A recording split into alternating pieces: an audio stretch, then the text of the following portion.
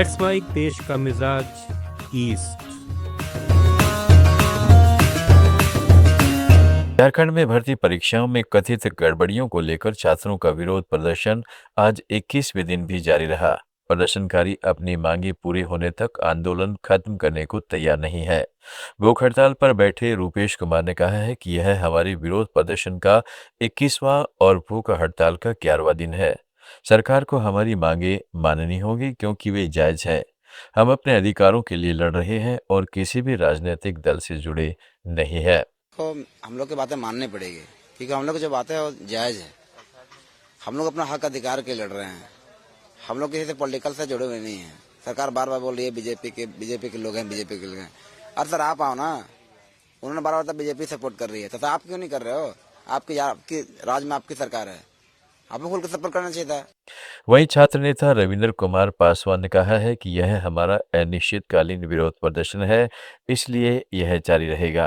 कल 15 अगस्त है, हम एक तिरंगा यात्रा निकालेंगे। यह तिरंगा यात्रा सरकार को दिखाएगी कि हम सभी छात्रों के मन में देश के प्रति प्रेम और राष्ट्रवाद की भावना है। तो भव्य तिरंगा यात्रा हम लोग निकालेंगे और ये तिरंगा यात्रा ये बताएगा सरकार को कि हम सभी जो सो छात्र हैं, राष्ट्र के प्रति प्रेम की भावना है, राष्ट्रवाद की भावना है। और जब ऐसे भावना वाले छात्र सड़कों पर रहती है तो सरकार को जो सो उनकी मांगों पर गंभीर होनी चाहिए। जंतर मंतर और झारखंड के बाद अब बिहार में छात्र अनशन शुरू करेंगे। शिक्षा मंत्री मिथिलेश तिवारी के इस्तीफे, TRE-4 के लिए विज्ञापन जारी करने तथा विभिन्न परीक्षाओं में हुई गड़बड़ी के खिलाफ छात्र नेता दिलीप 18 अगस्त से आमरण अनशन करेंगे। पटना में छात्रों की बैठक के बाद यह फैसला किया गया। छात्र लंबे समय से TRE-4 का विज्ञापन जारी करने की मांग कर रहे हैं। जिस दिन शिक्षा मंत्री मिथिलेश तिवारी ने पदभार ग्रहण किया था, उस दिन भी छात्र सड़कों पर उतरे थे। अब उन्होंने आमरण अनशन करने का फैसला किया है। भरत तिवारी के परिवार ने बिहार सरकार से मिल रही सरकारी नौकरी और मुआवजे को ठुकरा दिया है। उन्होंने कहा है कि फर्जी एनकाउंटर से जुड़ी उनकी मांग पूरी होने के बाद ही वो इसे स्वीकार करेंगे। शाहपुरा के बिलोटी में भरत तिवारी एनकाउंटर के मामले में मुआवजे के ऐलान पर उनकी मां आशा देवी ने कहा है कि मुख्यमंत्री सम्राट चौधरी की घोषणा अच्छी है, लेकिन अभी हमें स्वीकार नहीं है। दुबई के जुमेरा कॉलेज में 10वीं के छात्र अमाय आहूजा ने KCM फाउंडेशन इंडिया के सहयोग से बिहार के समस्तीपुर जिले में ब्राइट माइंड्स लेबोरेटरीज नामक एक शैक्षणिक समुदाय पहल की स्थापना की है। इस परियोजना का उद्देश्य सरकारी स्कूलों और वंचित ग्रामीण समुदायों में पढ़ने वाले छात्रों को भौतिक विज्ञान, रसायन विज्ञान, जीव विज्ञान और गणित की व्यवहारिक शिक्षा सुलभ कराना है। पश्चिम बंगाल में धार्मिक स्थलों से लाउडस्पीकर हटाने का मुद्दा अब अदालत में पहुंच गया है। राज्य पुलिस ने मस्जिदों से लाउडस्पीकर हटाने की कार्रवाई के विरोध में तृणमूल कांग्रेस के सांसद और अधिवक्ता कल्याण बनर्जी ने कलकत्ता हाईकोर्ट में याचिका दायर की है।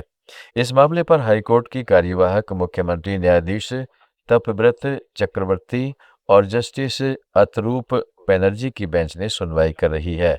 पश्चिम बंगाल में धार्मिक स्थलों से लाउडस्पीकर हटाने का मुद्दा अब अदालत में पहुंच गया है।